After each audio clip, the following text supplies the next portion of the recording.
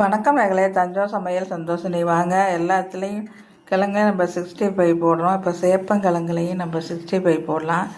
இதை குக்கரில் போட்டு 2 விசில் விட்டிங்கன்னா போதும். ரொம்ப வேகக்கூடாது, அழிய வேகக்கூடாது. 2 விசில் விட்டிங்கன்னா போதும். அது தோலை எடுத்துகிட்டு சின்னதாக கட் பண்ணி வச்சுக்கோங்க. இது மிளகாத்தூள் போட்டிருக்கோங்க, காஷ்மீர் மிளகாத்தூள், சோள மாவு, சோம்புத்தூள், மஞ்சத்தூள், உப்பு. இது கொஞ்சம் மட்டன் மசாலா போட்டுக்கோங்க.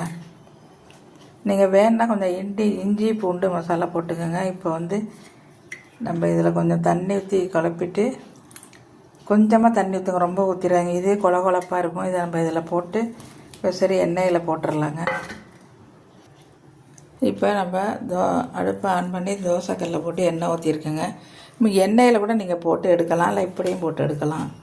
வாங்க இப்போ நம்ம இதை போட்டுடலாம்.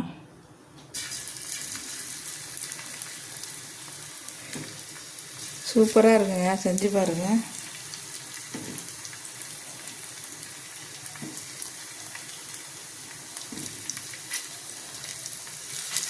இது கொஞ்சம் வேகட்டுங்க.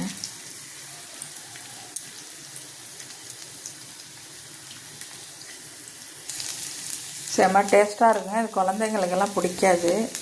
இது மாதிரி செஞ்சு கொடுங்க, சூப்பராக இருக்கும், சாப்பிடுவாங்க. இது பாருங்க எப்படி செமையாக இருக்குங்க. செம்ம டேஸ்டியாக இருக்குங்க. நல்லா மொறுன்னு வறுத்து கொடுத்துருக்கேன். குழந்தைங்களுக்கு கொடுக்குறதுன்னா, பெரியவங்க கொடுக்குறதுனா கொஞ்சம் சாஃப்டாக கொடுக்கலாம்.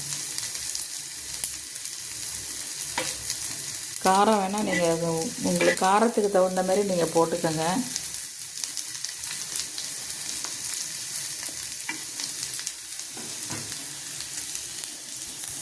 நல்லா மொறுன்னு ஆயிடுச்சு பாருங்கள், சூப்பராக இருக்கும். நம்ம வேறு பாத்திரத்தில் மாற்றிடலாம்.